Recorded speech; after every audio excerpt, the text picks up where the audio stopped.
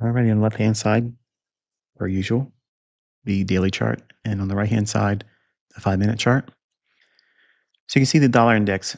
Last time we talked, we were down in here, and I said I wanted to see it, kind of like give me a little bit more inspiration behind it. I told you I was expecting dollar index to go higher. I was bullish on dollar. You can check that and go back and look at the recordings. It's not ambiguous. It's rather one-sided. Uh, Framed off of this inversion fair value gap, then the bullish fair value gap in here, and then using the consequent encroachment and quadrants of the wick in here. And then we have this inversion fair value gap with a volume imbalance. The market started to rally up, took out the buy side in here, and worked inside of this sell side imbalance, buy side inefficiency, which is graded. You can see that the upper quadrant was pierced by the bodies. And then on Friday, we had a little bit of retracement back down into a volume imbalance here.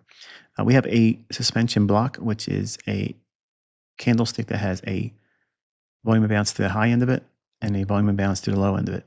But the candlestick need not be an inefficiency.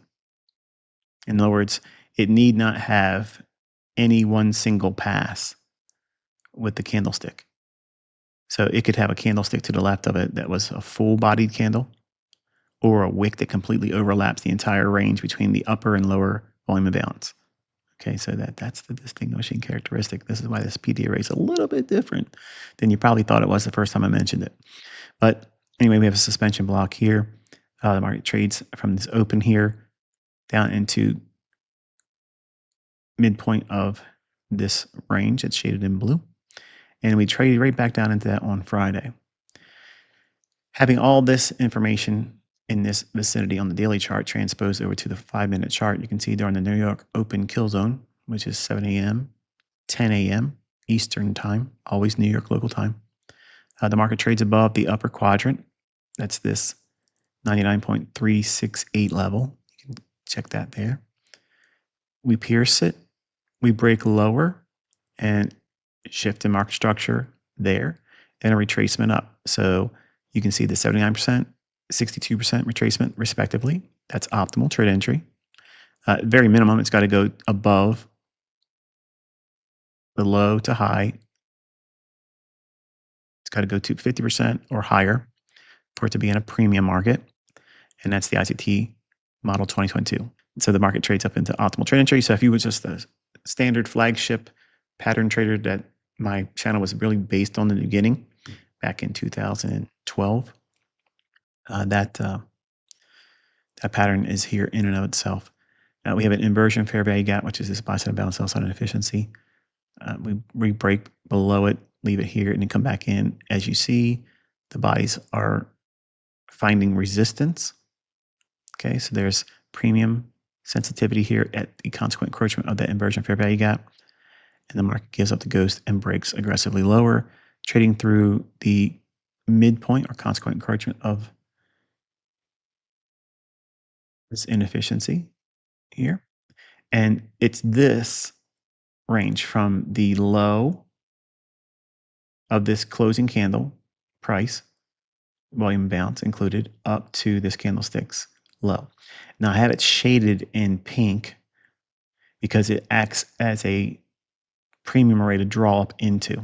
But we use that area up here as a premium array to retrace back down into a discount array, which is this suspension block. Okay, so you can see that volume imbalance right here, these two black line segments, that's these two segments right here. And then the market falls out of bed. We have a breakaway gap. Here is for your notes, the breakaway gaps, the inefficiency that shows up on your chart that does not get filled back in. If it's between a quadrant level like this and another quadrant, expect that when we are looking for lower prices, when it breaks lower, if it leaves a quadrant like that and breaks a little bit lower, this is many times going to act as a breakaway gap because it's in no man's land between a quadrant and another quadrant, inside the narrative and bias that the market's moving one direction. And that's how you see a properly classified ICT breakaway gap. Okay, the same thing can be said for measuring gaps. So a halfway point. when there's a gap that is during a move, if it's between a quadrant of either an inefficiency, okay, or an actual gap by a wick, okay? So no matter how you slice it, if you're grading your price PD arrays as I teach, whether it be a candlestick wick or a inefficiency in price action where it's a body that's being measured, not the wick. Either way, if you're grading that price level or those price levels and you see a gap that appears between two quadrants, then it's chances are it's going to be a breakaway gap or a measuring gap. Okay. But the market breaks lower, trades down into that suspension block high here, which is the high of this volume imbalance. Hits it there perfectly, rallies back up, finds the low here of that old inefficiency here, which is a buy side imbalance, sell side inefficiency with the volume imbalance at the discount level, low end of it. So that price is at 98.898 and it hits it perfectly to the tick there. Working off of a volume imbalance also, that's not noted. Rallies up. This portion of this SIBI, we can grade that because it's anchored right on top of a lower quadrant level, meaning the 75 level or lower quadrant at 99.054. That's this level here, which is 1/4 from the low of this buy side imbalance, sell side efficiency. Because the gap is laying over top of, and key point here, below inside the narrative that the market should deliver lower, and it's below this inefficiency, which we should expect that to be a breakaway gap. When another series of SIBIs form, this one, we look at it as staying open or we want to see it remain unfilled. Can it come up and trade into it a little bit? Sure. But we expect some measure from its halfway point to the high of it. That portion should likely stay open, unfilled. Here, this SIBI from this candlestick's low and this candlestick's high, that's denoted with these red trend line segments, we can grade that. And the bodies are stopping right at the midpoint, which is exactly what you want to see when the market's bearish. It's showing you premium sensitivity. It's not support and resistance. It's reacting to half of this inefficiencies range. Even though there's a little wick there, the wick didn't even touch the upper quadrant. The bodies are staying at the halfway point, indicating what? As I taught in mentorship, this is heaviness. Algorithmically, it's indicating, tipping its hand to you, that the market will want to seek a deeper discount. What would that be? Below that low. And it trades down to the lower level of this volume imbalance, which is candlestick's close on this right here. Okay. And we have a volume imbalance there, trades up into before it gives up the ghost. Inversion fair value gap right here as well, trading at its consequent encroachment, halfway point, breaks, comes right back up into a volume imbalance, trades lower, lower quadrant, perfect delivery, and trades down to that volume imbalance on the daily chart right there. So all in all, just a really good technical Friday. Moving on to euro dollar, just pretty much the opposite. We can see their sell side liquidity here. They tapped into that during New York open and kill zone, 7 o'clock to 10 o'clock in the morning Eastern time, always New York local time. We have the ICT model 2022, low, high, 62 to 79% retracement level. You can find that on your own charts here, but we have a inversion fair value gap. This SIBI changes its characteristic when we trade above it. We come back down in. The wicks are digging down, but we don't get to the low here. The bodies are staying close to what? Consequent encroachment. It rallies up, uses it as the discount sensitivity, and then rallies away. All these wicks converging around this level here at, that's this old candlestick's low, which is being graded. Okay, why am I picking this one? Because it's lower than this one, and it's lower than that one. So it's the longest, lowest reaching when price was dropping down. And below that, we have this buy side imbalance, sell side inefficiency. And we trade into that right here, okay, which is not being shown in the chart because it's during Thursday's trading. Friday's trading had a higher low. that low being at the upper quadrant of this wick. Why am I using this wick? Because it's lower than this wick and it's lower than that wick. And this wick is lower than that one. In all of this price action in here, where's the lowest reaching wick? This one. It's pretty obvious, isn't it? Look at all of them. This one here. This one's being graded because it's lower than this one, and it's lower than this one. And it dug into this inefficiency that's shaded in blue. So if it's going to trade down lower, we have to consider this wick before we even consider this low being taken out and trading to consequent encroachment of this buy side and balance sell side inefficiency. And yes, that's why this is titled ICT Advanced Liquidity Concepts. So Friday, we can see we're using this discount wick and the levels there, you can see them being used over here. So the low of that wick there, right on here, it launches from there, trades above the quadrant, lower quadrant, and then tears off. So this portion down here, that would be what? That would be a breakaway gap. This would be a standard buy side and balance sell side inefficiency, or BISI. You can grade this one, and you can get down here to the lower quadrant. The body's respecting that as well. We trade up into the upper quadrant at 1.16220 of this discount wick. Why am I looking at that? Because it was a discount array when we were trading lower, and now when we were below it, it's going to act as what? It's going to change its characteristic to a premium array. So if you're going to grade it like a gap, you have to have these levels in mind, and it trades up into that as well. You might want to take on your own study, I didn't do it here for you, but you want to take this high down to that low and duplicate that range and project it up, and you'll get pretty much this area in here. But anyway, the buy side and balance sell side efficiency here, almost complete closure. We have a inversion fair value gap that's not noted, and it's traded down to its low here, rallies up. Then the consequent encroachment, it accumulates once more, and then starts to send a little bit higher. We have a minor buy side liquidity there. So we'll see what we get on Sunday's trading, see if we can get any movement higher. All right, moving on to pound dollar. We talked about this gap here, and I talked about the quadrants on these wicks. So you can see what happens after that, right? Down she went, tearing into this candlestick's premium wick, upper quadrant, consequent encroachment in red. So this wick is the lower of this one inside of this portion of price action. So this low, this area in here, that's the lowest one. Lowest reaching wick is this one here. So you're going to grade that one.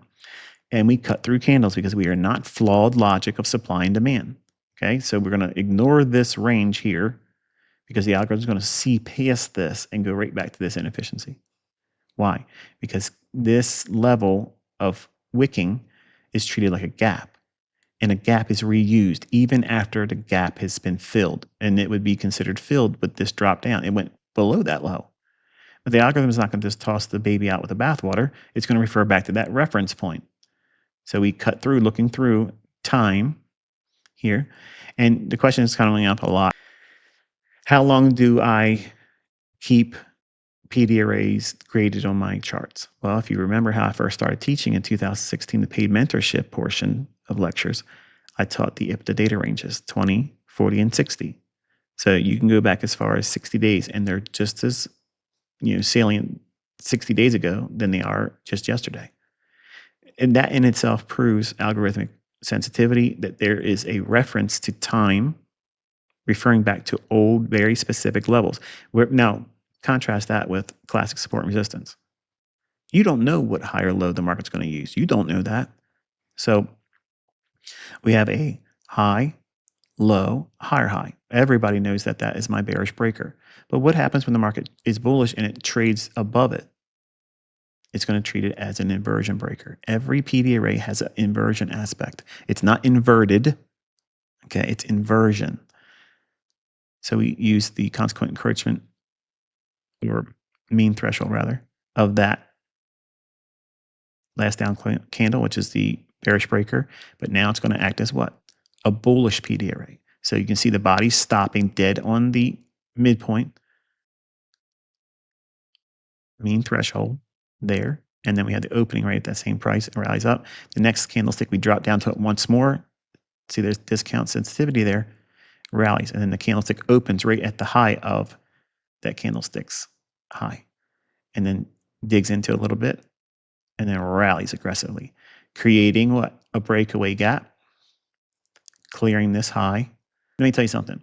If these form after you have a breakout of price action during a consolidation, I never want to see these traded back into.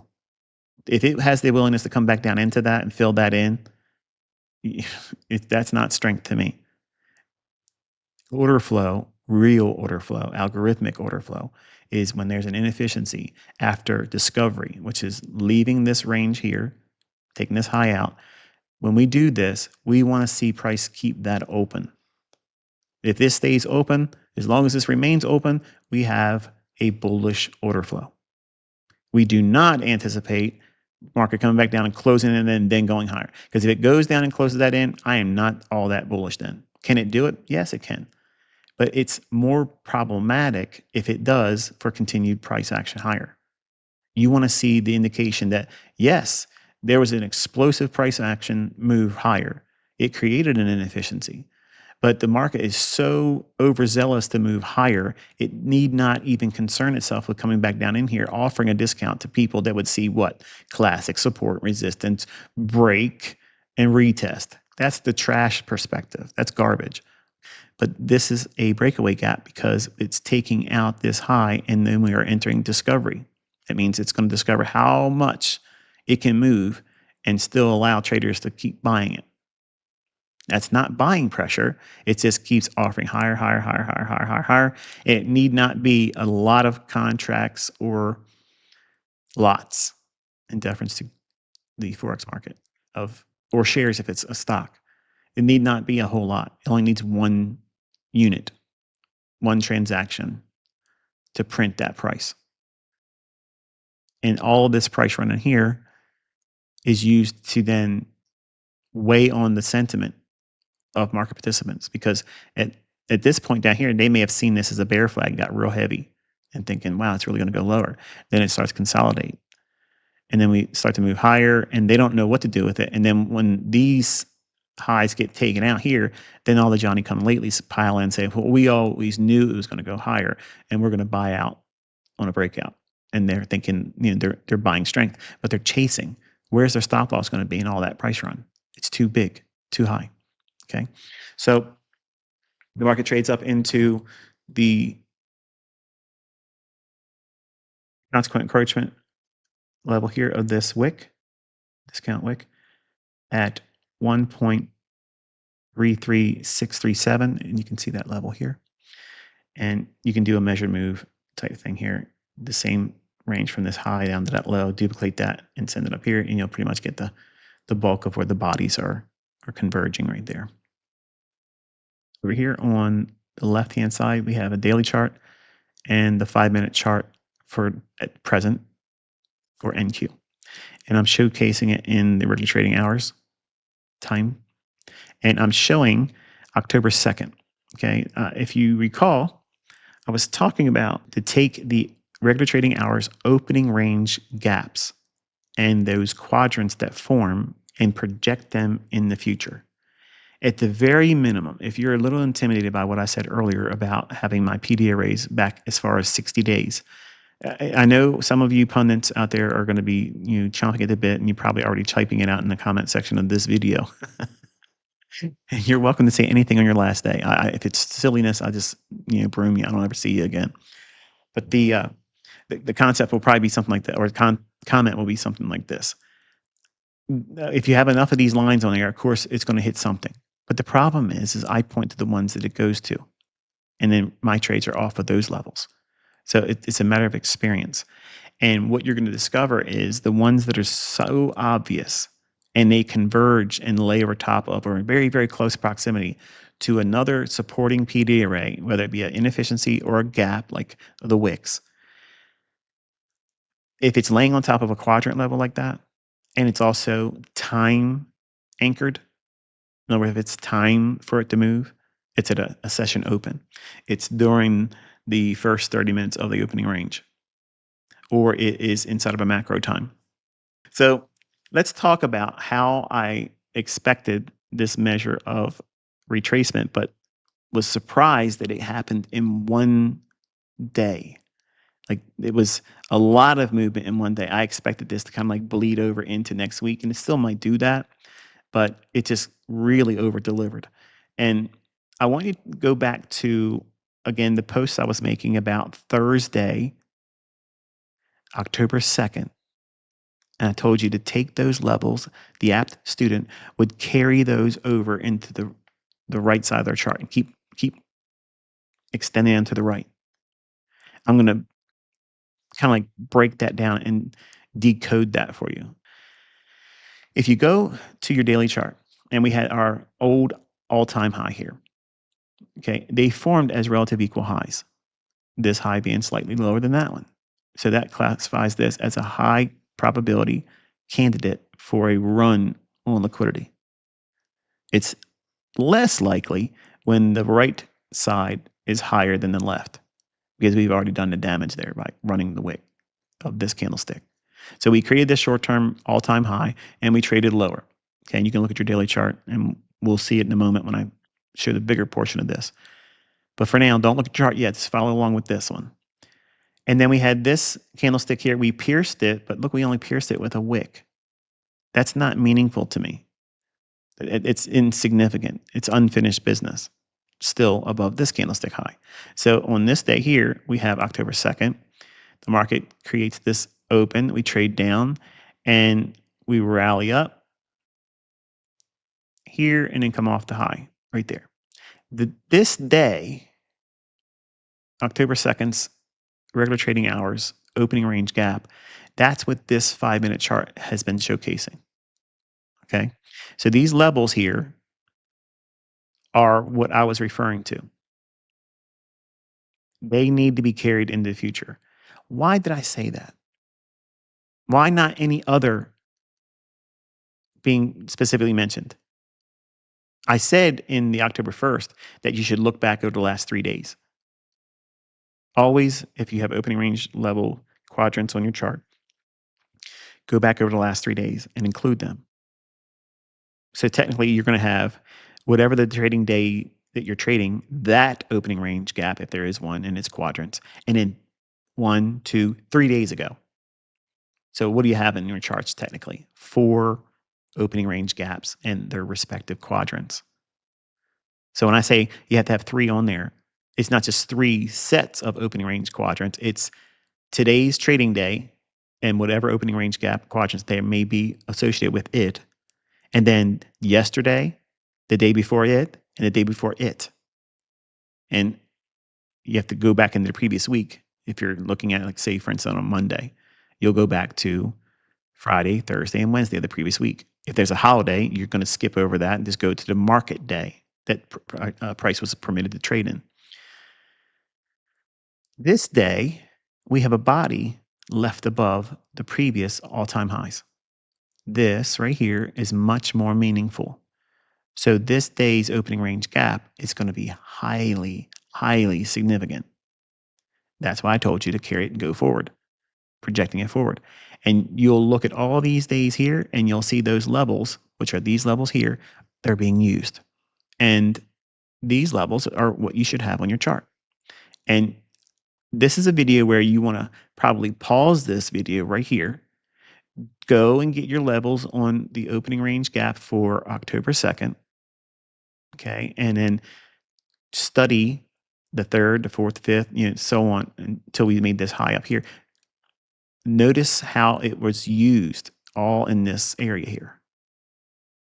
And you're going to see that there's a lot of wonderful confirmations, setups, stop loss management ideas that could be utilized and implemented. Lots of scalps. So the candlestick that left a body above all-time highs, this logic also works when it's not trading all-time highs. But I've learned 20 years into my career that this is something that tends to repeat at all-time highs. Now, I've only had a few instances in certain markets to see all-time highs form. I've only been around for 53 years. But in my 53 years on this spinning rock, that's a sphere, not a flat surface, by the way, flat earthers, you're wrong. The idea of a body being left above that old all-time high, this could be still used if it's just a old market high. If you're looking for the market trade above an old all-time high, it's this logic and any old high where we look at this candlestick, it leaves a body above it. Whereas by contrast, this one only wicks above it by a little bit. So I want you to understand there's a significant departure from just simply going above it price-wise and then leaving the body above it. Okay, this is much more salient and more information being indicating that the algorithm will now utilize that candlestick's opening range gap levels. And that's these levels here, okay? I also showed this lower quadrant here. You'll see this in the chart slides as I go forward. It's perfect precision here. Why am I picking this one? Because it's the highest one in this swing high. Lower quadrant. Trades it, hits it perfectly, and sells off on that day of October 2nd, 2025. But now watch what happens. I want you to pay attention to the daily chart.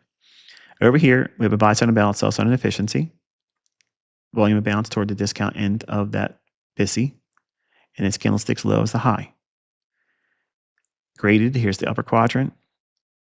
Consequent encroachment, lower quadrant, and then the low. This portion here of that blue box is being shown right down here. The buy side liquidity pool here is this blue line right there. So that way we can track everything.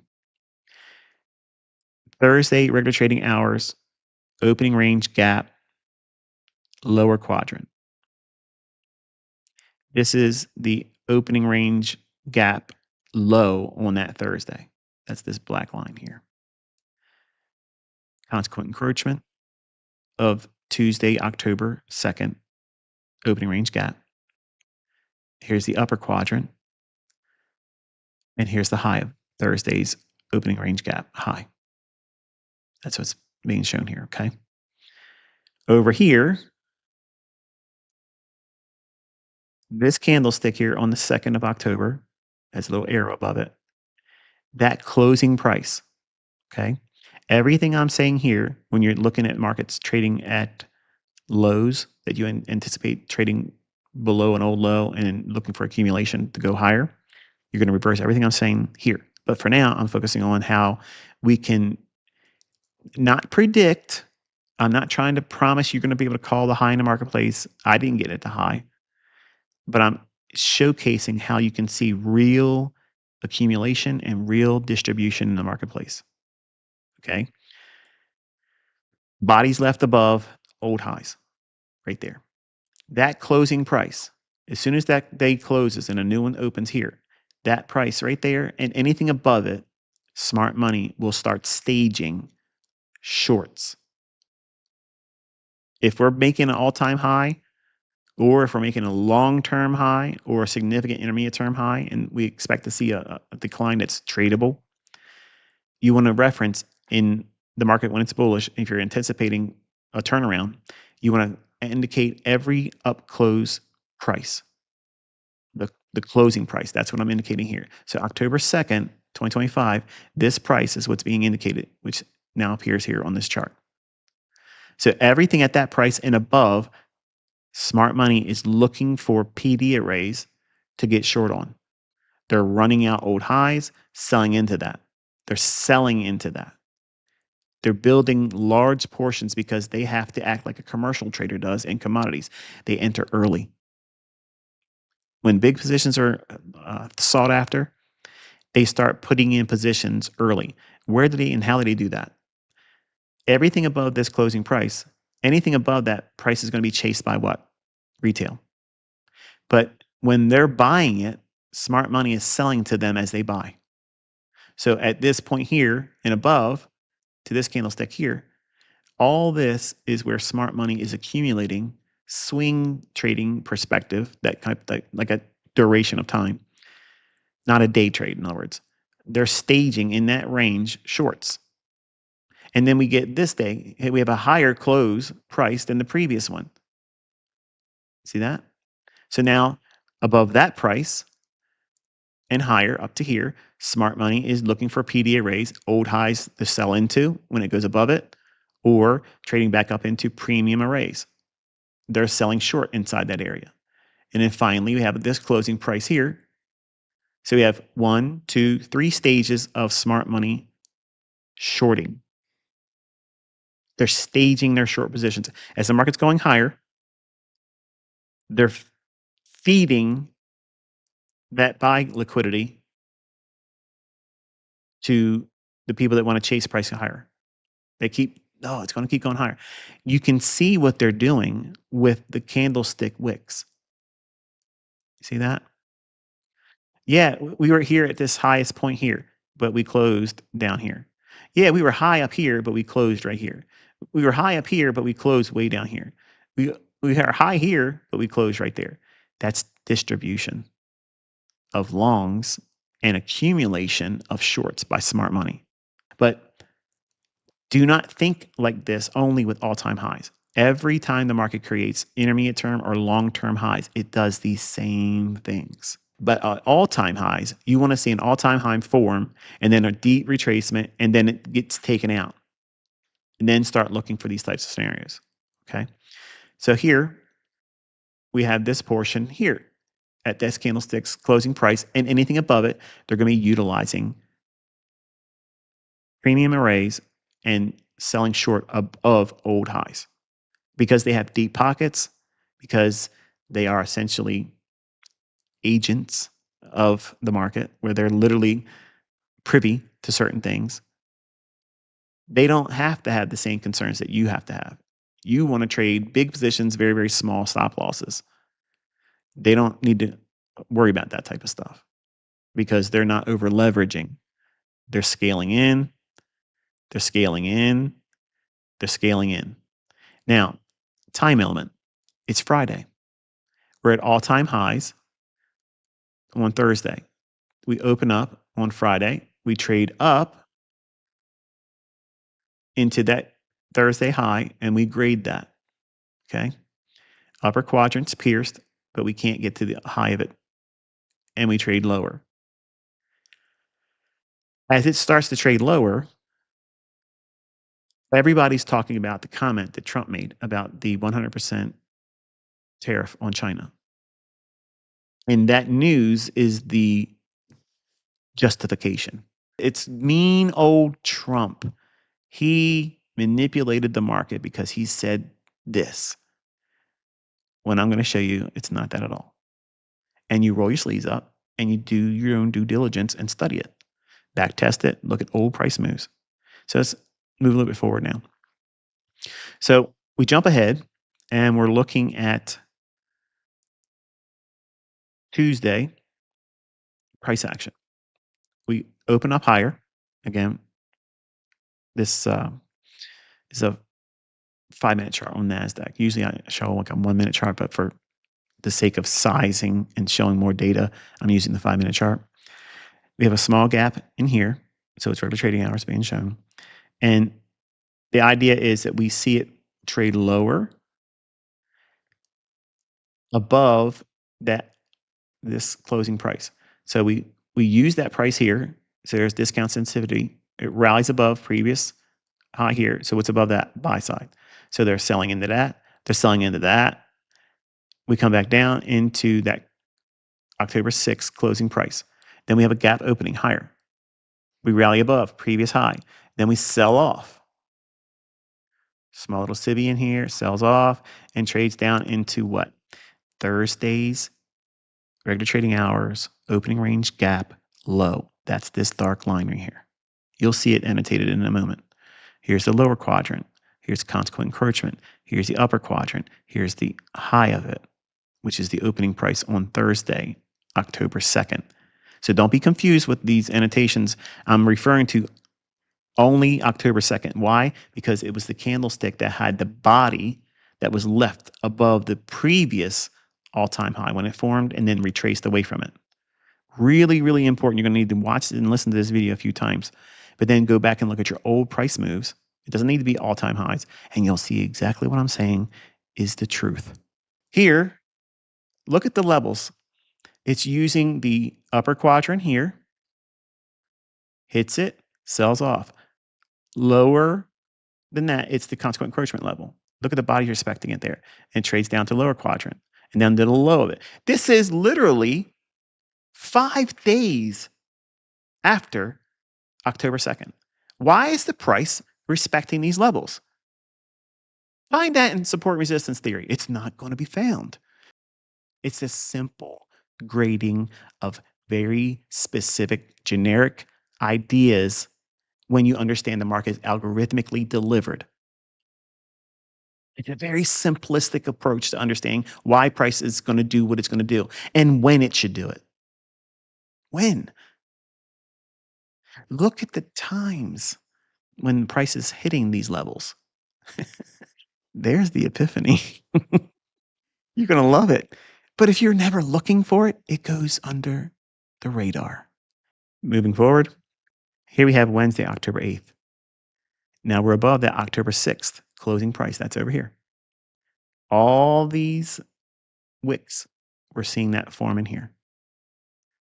So everything in this price run up here, again, every time price runs above this high, there, smart money's staging. They're adding to their short position. This high here, as it trades above it, they're adding to their short position.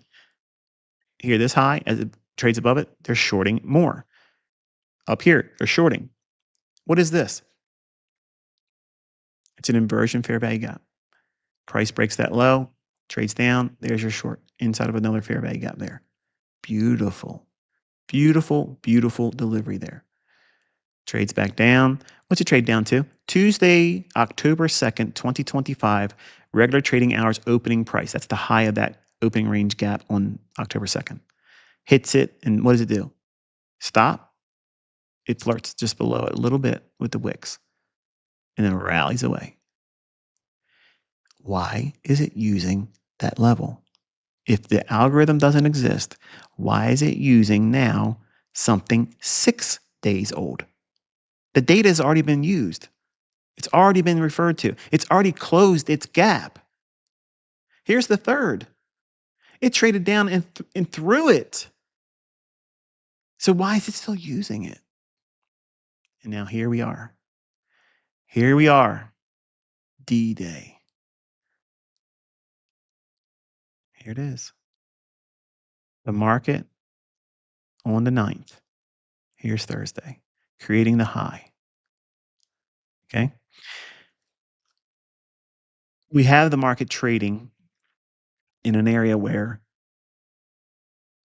the October closing price here on the 8th. The 9th, we open, we rally up in this little portion of price action in here. All this, that's being graded up here. You can see those levels here at 25,393 even.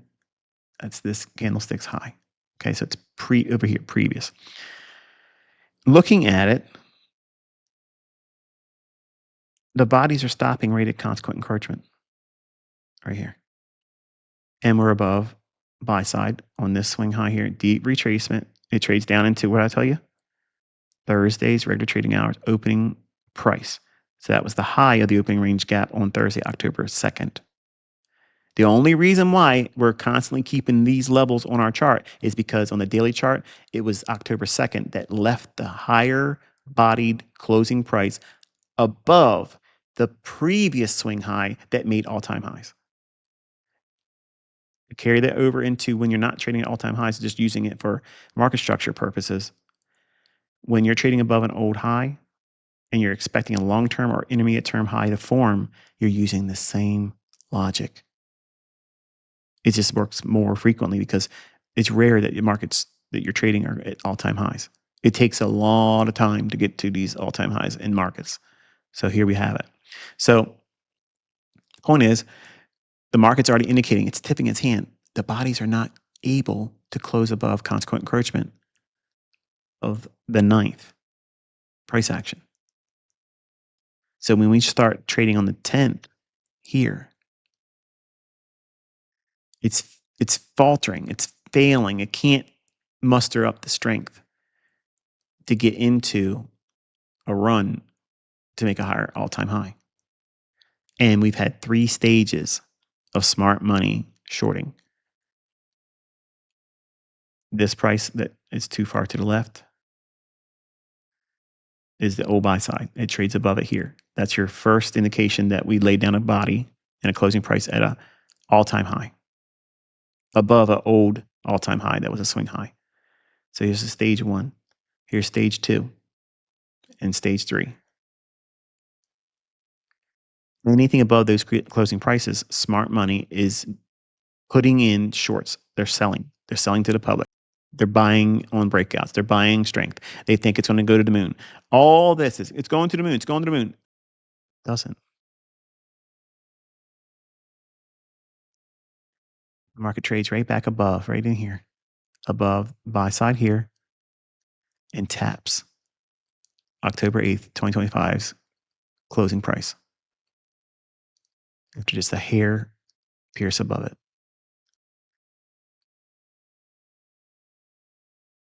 And then it happens. Inversion fair value gap. Small little volume of bounce in here. Market trades up, falls out of bed. 3 stages of smart money selling above an all-time high, indicated by failure by the bodies not making any headway above consequent encouragement. If it would have been above it, then we might have to make a higher high. But it's not. And I taught you this. This is how you read order flow. You start seeing the science that I'm showing you here, and the closing prices are giving telltale signs to smart money that it's about to turn. Why? Because we couldn't post a body above consequent encouragement of this wick. And it's time Friday. Oh, it looks like a bull flag or a bullish continuation pennant. Really? Inversion fair value gap. Failure to go higher. We're consolidating. And then we go into the macro. 10:50, 11:10 a.m. Overlapping with London close. Look at your euro, look at your dollar index, and look at your pound dollar again.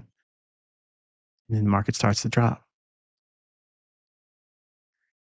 People are in shock. Social media is ablaze. What's going on? Trump. Trump did this. Trump said that. Trump said, Trump this. He's the fall guy. I told you in 2016, he would be used as such. We're in the age of deception right now, and you need to make sure you guard yourself against that. So here's where we're at. Inversion fair value gap. Macro 1050, 1110. Trading at the closing prices, a third stage of smart money shorting at all-time high. And one more tap in that buy side. And it careens lower and back into that those Thursday levels. We trade down below consequent encouragement of Thursday, October 2nd, 2025's opening range gap. It wicks through it twice. Where's the bodies? Below it. Why am I using that Thursday, October 2nd opening range gap? Because it's the one that had the daily candlestick close that laid down a new all-time high above a previous all-time high that was formed, that was retraced on. So it should be viewed as what? Continuation. But I'm looking for indications that smart money will fade into that and start selling it. Distribution here inside this SIBI. Volume and balance. Volume and balance. This is what? Suspension block. Halfway point. Consequent encouragement. Can't even reach that. And the bodies are staying below what? Thursday's regular trading hours, opening range gap, consequent encouragement, midpoint level. It can't even muster the strength to come back and kiss it with its bodies. It's weak. It's heavy. So where could it reach for? Go back to your daily chart. We have a swing low, We have a discount wick that you can grade, and then we have the change in the state of delivery down here. See this down close candle all the way past this one.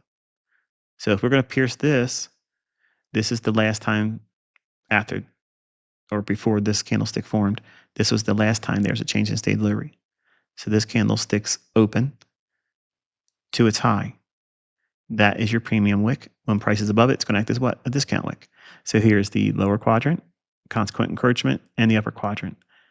Lower quadrant comes in at 24,166.50. And during regular trading hours, trailing stop losses getting stopped out. It is what it is. But that is a really, really nice run. Carrying it over to electronic trading hours, where you can see that there's trading beyond 4:14 p.m. Eastern time. This big drop off went right down into that there beautifully, with just below the low. But look at that delivery. These things are measured. These things are scripted. These things are calculated. They're predetermined, predestined. And when you look at how smart money was selling above these highs here, and above this candlestick's closing price here and here, and above this candlestick's closing price here and here, and above this candlestick's closing price here and here, and then all of a sudden, during a macro time, inside of inversion fair value gap, after 3 stages of smart money staging for shorts at all-time highs, at the end of the week, when the government shut down and all this stuff is coalescing at the same time, Trump says, I'm reinstating 100% tariffs on China. There's the perfect excuse. There's a perfect excuse that buying and selling in random acts of chaos, nobody should expect to be able to time the market. There's so many things that can happen at any moment at the drop of a hat. Any one of those things are going to be the perfect instrument to justify why these markets don't stay where they're at and they leave at a pace that you've never seen before. And if you're caught on the wrong side, Lord help you. So you have to be careful. You have to be careful. An overnight gap risk should be your number one priority, not assuming it. Don't hold overnight. If you're a trader and you're doing anything holding overnight, good luck. Because if you're on the wrong side, no, that's not where I want to be at. Because if it can move this much in one day, how much do you think it can do overnight when we open up on Sunday? How much can it move just from where we close on 5 p.m. Eastern time and then opening up on 6 o'clock, 1 hour later? What prevents them from opening up 1,500 handles different from where you last saw it? Nothing. Remember, you think smart money's not short right now? Look where they've moved it. They are not letting other people in on that move. They've already shifted this thing a lot. Now, what do you think the public wants to do? Come Monday, or, well, Monday's a holiday, when they can get in the market and trade? They're going to do what? If they're long, they're going to be scared and they're going to try to get out. And people that don't know how to trade see it as, wow, it's probably going to start dropping now. You should not be trying to do anything right now. It's already moved a lot. So just sit still. Wait for the dust to settle a little bit. And if it keeps going lower and you miss it, that's better than trying to chase it.